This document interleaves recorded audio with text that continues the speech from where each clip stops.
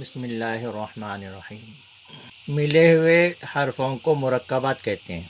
جو ملے ہوئے حرف ہوتے ہیں ان کو مرکبات کہتے ہیں۔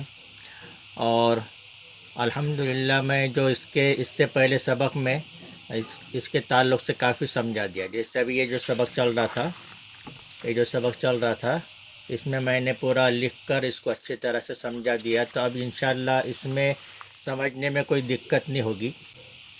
اب آگے کاف کاف کاف، کاف با،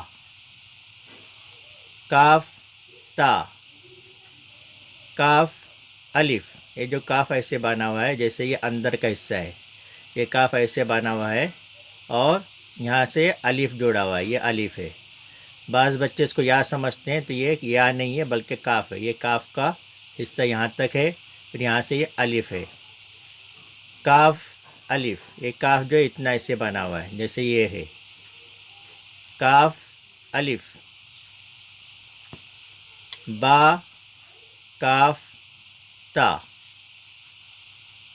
با کاف تا، تا کاف ثا،